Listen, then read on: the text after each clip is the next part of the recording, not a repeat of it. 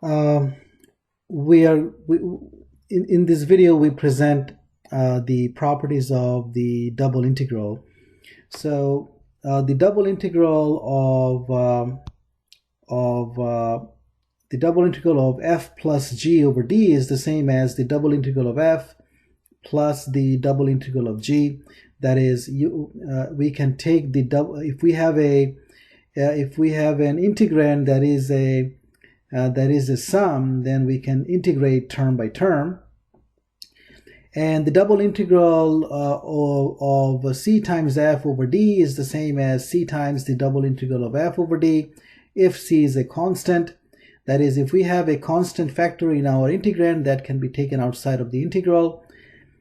If f of xy is greater than g of xy for any xy in d, then the integral of f over d is bigger than the integral of g over d. Property number 4 is that if d is the union of d1 and d2, where d1 and d2 are non-overlapping regions except possibly on their boundaries, then the double integral over d is the same. The double integral of f over d is the same as the double integral of f over d1 plus the double integral of f over d2. The last property is that if f of xy is between small m and capital M for all xy in d, then the integral of f over d is less than m times the area of d and bigger than m times the small m times the area of d. Now, in this property 5, basically we are saying that because f is in between small m and capital M, we can say that the double integral over d of small m is less than or equal to the double integral over d of f is less than or equal to capital M times double integral over d of m. Right, so because we have this inequalities here, we can, when we integrate by property number 3, we get this inequalities for the integrals.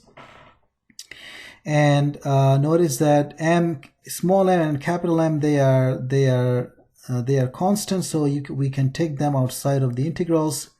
Then we will be integrating 1 here, so the double integral of 1 over d would be just the area of d. So that's how we are getting m times the area of d. Similarly here, we're getting capital M times the area of d right here. So that is, when we factor out the m, then we get m times the double integral over d of 1. This is still the double integral of f. This is capital M times the double integral of 1. So the double integral of 1 here is the area of d. So you can see this inequalities right here. We're going to apply number 5 in this following example. So let's say we have the double integral of the function e to the sine x cosine y over the region D, where D is the disk of radius 2 centered at the origin. Okay, so we don't have a known antiderivative of this function, so we are going to estimate this double integral.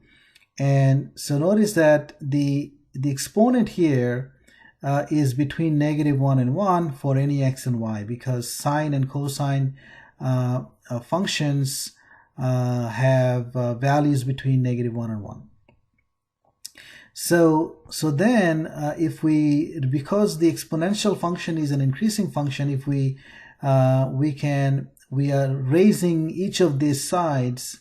We are raising e to each of these sides. So e to the negative 1 would be less than e to the sine x cosine y, would be less than e to the 1, which is e.